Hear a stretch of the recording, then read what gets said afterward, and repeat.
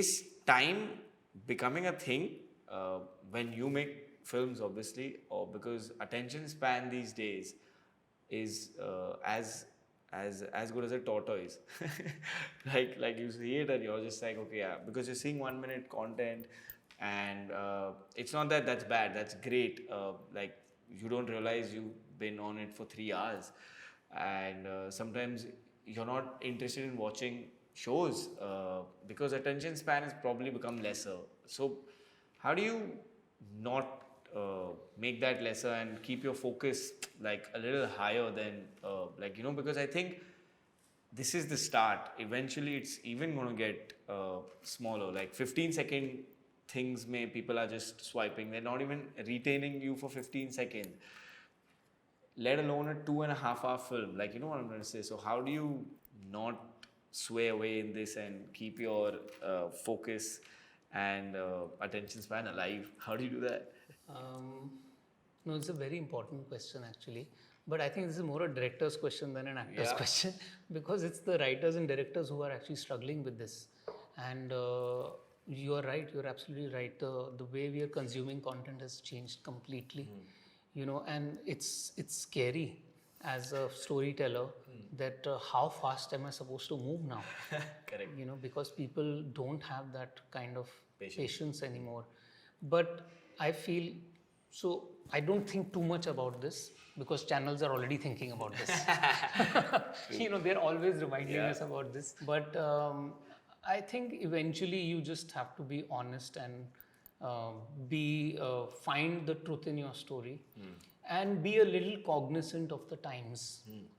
So you will have to rhythmically change a bit than what it used to be. But at the same time, for example, the examples of the shows that you're giving, those shows are still working. Yeah. The international names. Yes. And they're much slower than our content. 100%. So sometimes we just assume what people are wanting. And maybe if you just give them something really Good. deep and rich, maybe they will stick. And it's about reaching that excellence in each department when you're making a show or a film. Right from the writing to the production design to the music to the performers, actors, treatment. Like the more we keep striving for excellence in each department, the more the chances of an audience staying hooked. So I guess we should be concerned more with About the that, quality of it. with the quality of what we are Than the producing, time of it. and the time, because time is a very relative concept. That is true. It's so relative. You can do something really fast and it will still not work if the quality is not there. Yeah. The time is not going to solve it. I mean, that's what all the shorter content is doing. That we don't have quality, just give cuts and build energy and give music and. So I'm actually, if you think of it, every time you're swiping, you've not felt anything. That is true. But sometimes you feel it, and then the next moment you're feeling something totally different. And then, like, I remember I saw a reel which was very emotional, and I was like, oh my god, this is so sad. Then the next one I cracked up, and the other one made me angry. And I was like, what has happened in 4 minutes? Is it like even healthy to feel this? It's actually not so healthy. Yeah. So it's very important to detox from this. That is true. How do you do that? So because you must be taking workshops and with actors, and obviously you must be seeing some attention span not being there, focus also wavering. Like what should actors do, or humans in general do to, like, just detach from it a little? Like what should one do to be a little sane with it? So, our minds are a mirror of what we consume. And the external environment and the stimuli outside of us is constantly reflecting images which are being stored in the mind. Like what this swiping that you're talking about, just imagine 300 data has gone inside in half an hour. So the mind is always extremely cluttered, because you may think that you have not taken this in, but we have taken this in. And it's important to declutter, it is important to detox, it's important to step away from that, and to also know how to be with yourself when the mind is not so chaotic. And I mean, we meditate, and it really, really works. For sure. It has worked pretty much universally with all people who've come and done our workshop.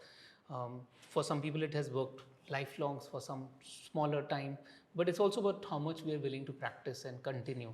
So if you commit to connecting with yourself, then there is a way to come out of this, and also an awareness of what you're doing to yourself.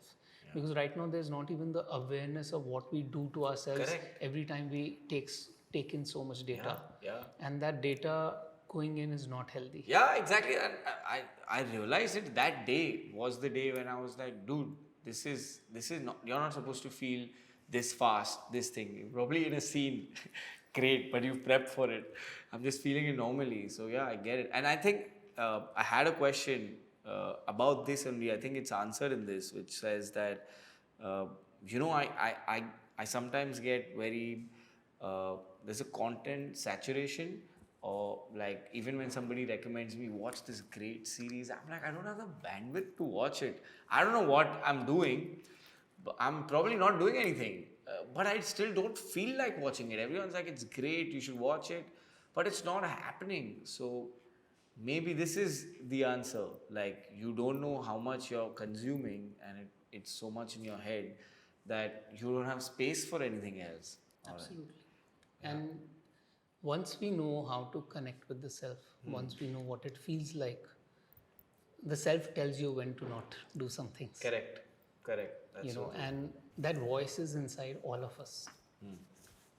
It's just that we don't listen to that voice, because we are always listening to the voice in the head, and not the voice which is your true voice coming from within. And it's also like somebody will say, but how do I know what is the voice in the head and what is the voice which is the true voice? How will I ever know? We will know once the voice in the head is a little calmer. That's only then can you hear the other voice. Yeah. But if the mind is constantly active, then we can never reach that voice. So what we do is stay with the breath, and when we go to the breath, it's not like the mind stops chattering or talking, but the chaos reduces. 100%. And the thoughts are there, but we are not engaging with those thoughts anymore at the degree at which we were engaging before. And they become like this background action, what we call like this radio that is playing in another room. So it's just some radio in another room which is doing its own chattering, but you are not in that room now. Correct. You're in the room of your true self. And when you are in that other room inside you is when you can truly hear your voice. And that's a very good time to ask yourself anything you want to ask. You stay with your breath, and you can ask yourself anything, and you take those 2 minutes and stay with your breath, and the answer will come.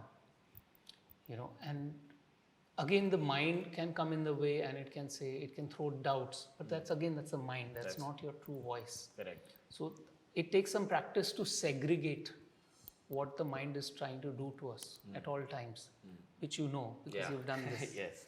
So to listen to that Correct. voice within more often.